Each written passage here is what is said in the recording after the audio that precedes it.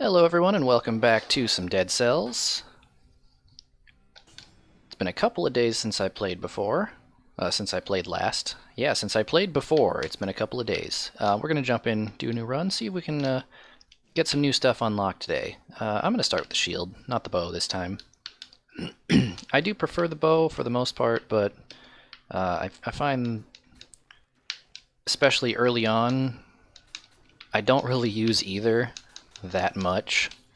And if it comes down to never using the bow very much versus never using the shield very much, at least the shield has the potential to save me some damage if I happen to think of it in the right situation.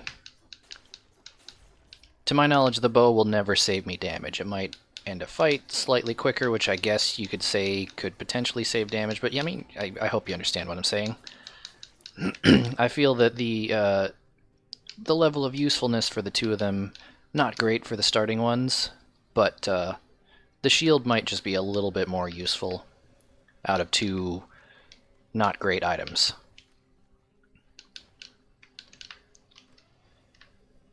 So what's the plan today? I think we are going to go to the old sewers because I do want to continue trying to get my my unlocks back. I need to be able to do the statue teleport. Right now we can just, you know, create some static electricity. I want to get the rune that lets me warp with those. That'll open up a lot more of the game to us and actually get me back to, not equipment-wise, but yeah, we'll take it. I like the Frost Blast. As far as area accessibility, we're early enough in that I'm going to take the curse. Let's do it. I may regret this, but I also might not. Throwing knives. Throwing knife 2, though. I'm not 100% sure that was worth it, but I do like throwing knives. Anyway, I'm going to focus trying to unlock that other rune because, well, just before I accidentally wiped my save file at the beginning of this series, by neglecting to switch to a new slot before erasing and, you know, starting all over. I had just discovered a new area that I'd never seen before, that I got to very briefly for just a minute or two while I was recording test footage. So I'm pretty excited to get back to where I was there before I ruined everything. Sure, we'll take a weapon damage upgrade.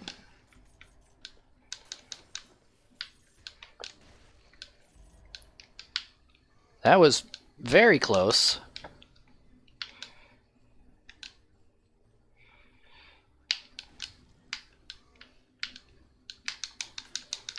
Alright. Green zombie, not scary. Purple zombies with shields, pretty scary. 4 more enemies and the curse is lifted, though. I'm a fan of that. Damage. Yeah, we're gonna go damage first of all. I'm pretty confident we're going to find some health upgrades. Curse lifted. Excellent. I'm pretty sure we're gonna find some health upgrades just naturally. So anytime I get the choice, I'm going for damage.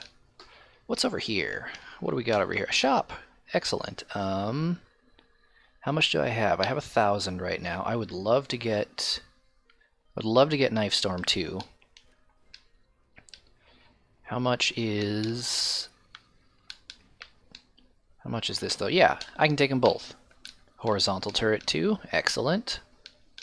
And Knife Storm 2. Alright, this is a pretty good loadout. I'm quite happy with this. I would very much like a new primary weapon, but as far as secondaries, I really like both of these. I really like the throwing knives. Now, I did say my plan was to go to the old sewers. I'm actually going to try to get there via the promenade, though, because I don't like the toxic sewers, and whenever possible, I try to avoid them.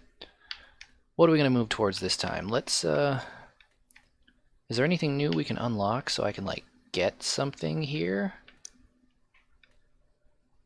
What do we have? No. So we'll just work towards healing potion 3 for the moment. Oh, hey, confirmed, by the way. I was kind of debating with myself about, well, last episode, I think it was, about whether Dead Cells called this a flask or a potion or, you know, whatever its terminology was. My natural inclination as a longtime Dark Souls player, I look at it and I go, oh, healing flask, or just, you know, flask. That's what comes to mind. But I suspected Dead Cells, nothing in here anymore. I suspected that Dead Cells was trying to sort of purposely distance itself from that terminology just a little bit, which is smart. I mean, it's already getting so many Dark Souls comparisons. I think it's there's a great deal of value in it trying to sort of blaze its own trail. That was nice. Unnecessary, but also nice. Anyway, just saw it in the collector screen there. Confirmed. It's a healing potion. Horizontal turret 2. Is this any different than what we have? Ooh, poison the victim. I like that better. Much better. Yeah. Enemies hit explode upon death. Like, it's cool, but not really that useful. We have an elite up there. How do I feel about that? I mean, elites are pretty dangerous, but I think this is a fairly easy elite from what I'm seeing. Yeah, it's just a zombie elite.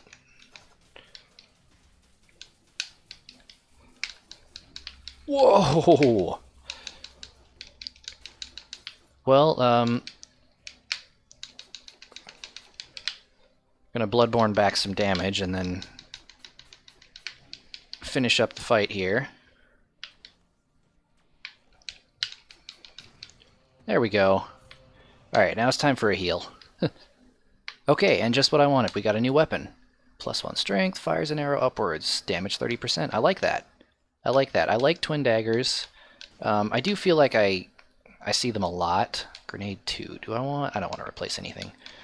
I see twin daggers a lot, to the point that I almost think the game kind of favors them when it comes to drops.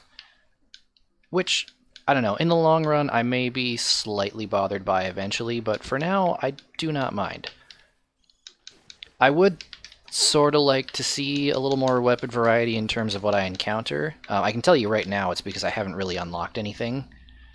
But back when I had a lot more stuff unlocked, it seemed like I was encountering the twin daggers very frequently. Which, you know, again, I love the twin daggers. That's something I'm going to kind of... I keep thinking I can roll through those, and apparently I can't. We're going to do a little more exploration before I head down, because I think there's a bit more benefit we can get out of this level. I really like the variety of different weapons that Dead Cells has, and it would be a shame if there's some sort of like weighting system towards making weapons you might consider better show up more often. Because my favorite ones are the weird ones.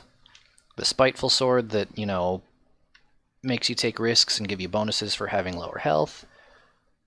I will absolutely take this. Yeah, a straight upgrade. The flammable sword that synergizes really well with, you know, certain skills you can get. Anything fire related, and you can increase your damage output a lot, but it kind of makes you work for it. The frantic sword, I think it's called, that gives you bonus damage if you attack right after taking damage. I probably should have put that into health now that I'm thinking of it, because I haven't really... I have not encountered a health upgrade yet. So, let's be mindful of that. Next scroll of power we're putting into health. Because I've got, like, I've got +5 on my weapons. That's pretty good for being on the second level. Considering we're one-hitting, like, everything. Which, by the way, what incredibly good fortune that that this many weapon upgrades have decided to appear for me so early in the game. I shouldn't waste that by neglecting my other stats.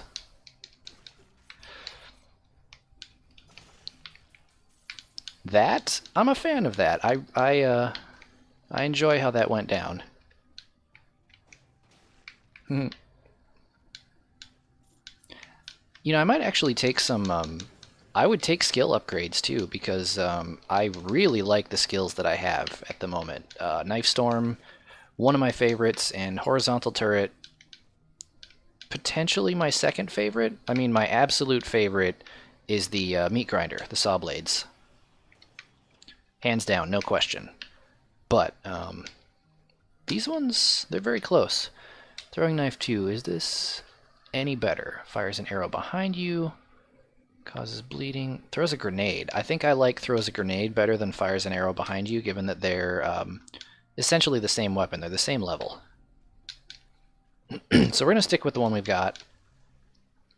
Head up top a little here, and then once we find the other exit and confirm that we have explored everything this level has to offer, we're going to warp back and take the exit to the old sewers. Because I do want to be a little stacked here. I'm pretty sure that might be awesome, but I actually don't want to replace either of these skills. I'm pretty sure that the elite we're going to be fighting is the big slasher guy with the sword who does his 3-hit combo. That guy, he messes me up real bad. I went the wrong way, didn't I? Yep, I went down the wrong one. That guy, even if I have a good loadout, even if I play well, okay, even if I play well relatively, if I play well, obviously he won't hit me, but I can't seem to not take massive amounts of damage against that guy. Just something about his pattern, it really throws me off.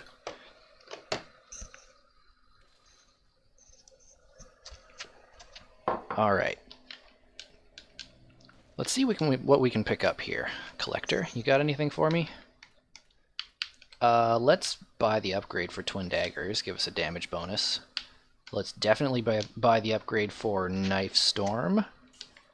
And, well, okay, we can't quite afford Horizontal Turret. So I'm going to put our other 9 into Healing Potion 3. Alright. I had 1 heal left. I should probably... I mean, we didn't really need it there, but I should be mindful of my healing potion being a resource and not a treasure. It took me a long time to break the too good to use habit for the Estus Flask when I played Dark Souls. And really, the game does benefit a lot from, you know, playing... Oh, that was nearly bad. Playing very...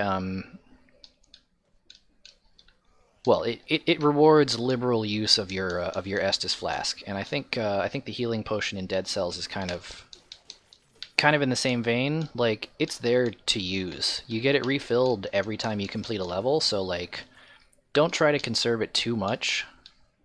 You know, there's some strategy in choosing when to heal, but I think for the most part I don't lean heavily enough towards when in doubt, heal up. I probably played a little bit too recklessly in terms of, I don't need to heal just yet. This is an elite that I don't think I have to fight. We might come back. Often you can get really good amulets out of fighting elites. So there's definitely some benefit to taking that one down.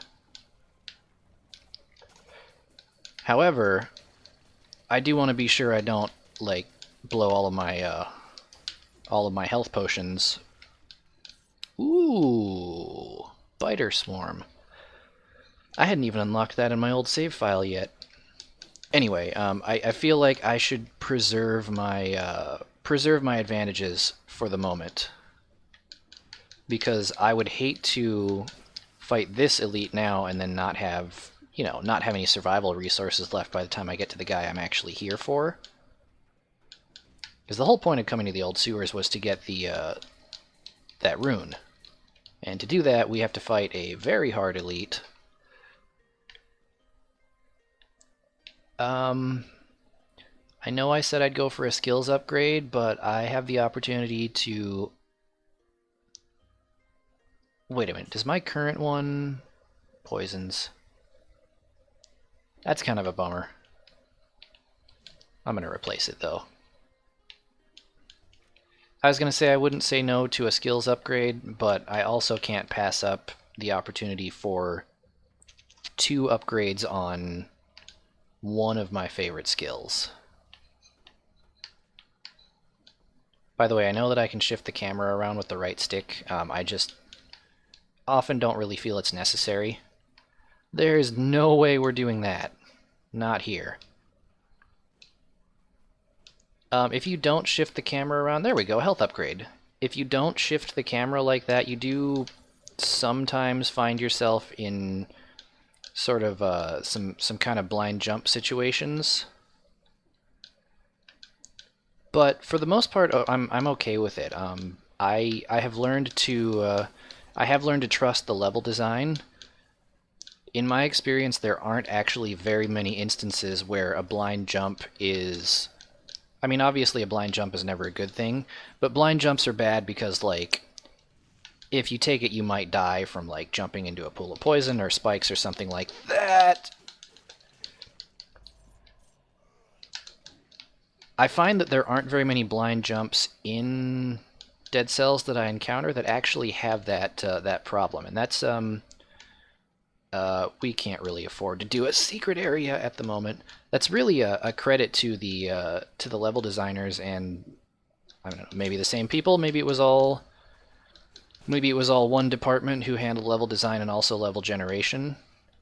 But it's a credit to the design of the level that you can, for the most part, safely trust the game to not screw you over by hiding a death trap just out of your field of view, which, you know, would ultimately result in kind of a cheap death if that ended up being what killed you.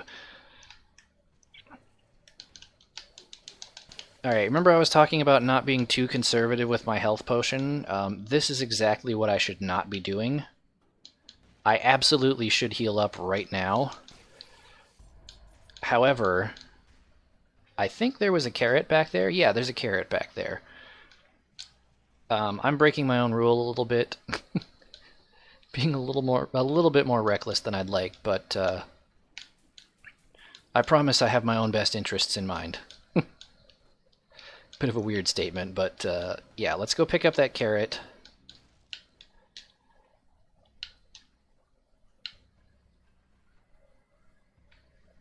I have to be very careful not to do something stupid like that here. Well, I'm probably going to end up using a potion anyway. Was there? No, I didn't even find a teleporter up there. Alright, so that carrot, even with the stupid damage I took, it was a net positive, so I'm okay with that. If we take 1 or 2 more bad hits, then yes, absolutely, it's time to use a health potion. But I think it's unnecessarily risky, but I'm fairly happy with how that turned out, as ridiculous as that might sound. Alright, we're going to try left first, and actual treasure chest. New throwing knives, and this is throwing knife 5. Yeah, that's, throws a grenade that's much better. Shots pierce all enemies. I'm a big fan of that. Yeah! Dead Cells, oh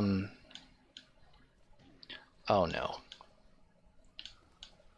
Alright, so that's the cue.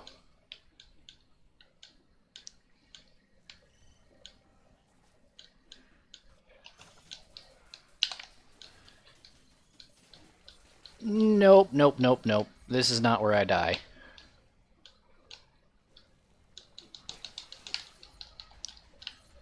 Alright, pardon my moment of silence there. A great deal of concentration was required. That particular instance. Dead Cells, in my opinion, has done... Sadist Sword. In my opinion, has done an excellent job with its skills. What's this? Extra strength, fires an arrow, enemies... You know, I think the one we have right now is actually better. Dead Cells, in my opinion, does an excellent job of the way it handles its skills, because a lot of its skills are very clearly influenced by, well, let's see, some some video game items that have existed for a very long time. For example, daggers. The first time we really saw that, appear in video games, that sort of mechanic, maybe not the first time. The first time that anyone paid attention and the first time that most people remember is the dagger in Castlevania. Symphony of the Night's throwing dagger, or older Castlevanias than that if you happen to be fond of any of the other somewhat inferior titles. Not to say that they are inferior in general, but in my opinion, there will never be a Castlevania better than Symphony of the Night. I think a lot of people might agree with me on that one. Anyway, there's a lot of games that that very clearly draw inspiration from the items and secondary weapons in Castlevania. Shovel Knight is one example. Does a fantastic job of, creating a feeling of nostalgia while at the same time just being good, just in general, on its own merits. But there is definitely a danger of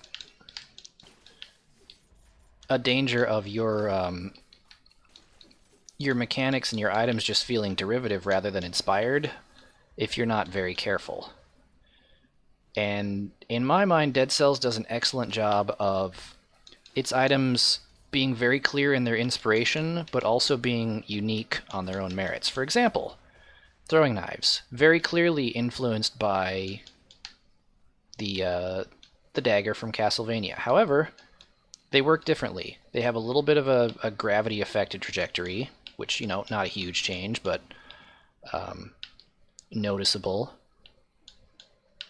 However, in addition to that, they're also,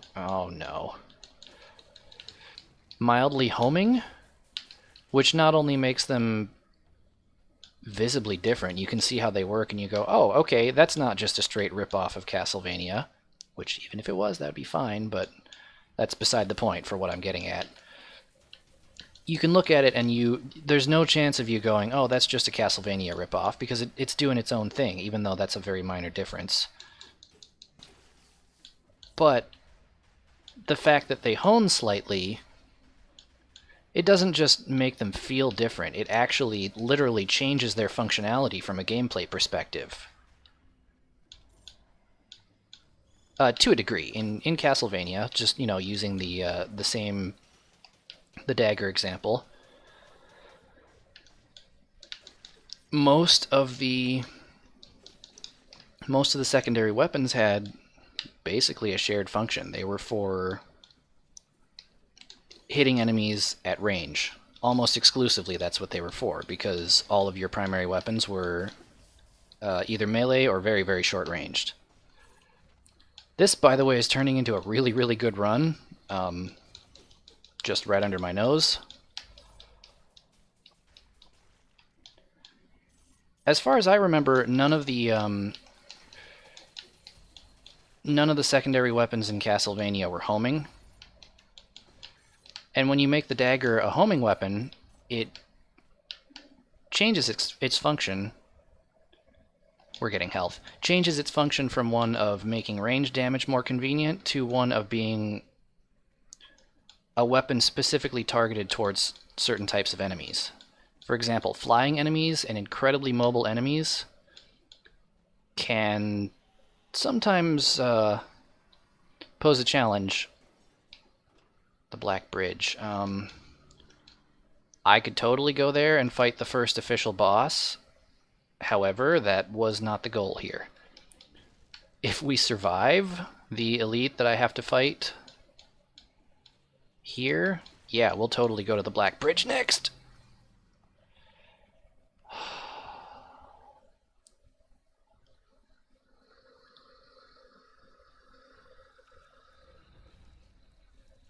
I really hoped I was beyond that curse. For those of you unaware of what I'm talking about, go watch my Goner series. The second that I talk about future plans for my run or make any sort of evaluation of how things are going, I'm just immediately smacked down. Anyway, that was an incredibly good run and actually went a little bit longer than I was expecting. It's going to be a tiny bit of a short episode, but I think we're going to cut it there. We'll pick up again next time, take another shot at fighting the elite in the old sewers and grabbing our teleportation rune. I hope you enjoyed today's video. Also hope you tune in next time. Thanks for stopping by.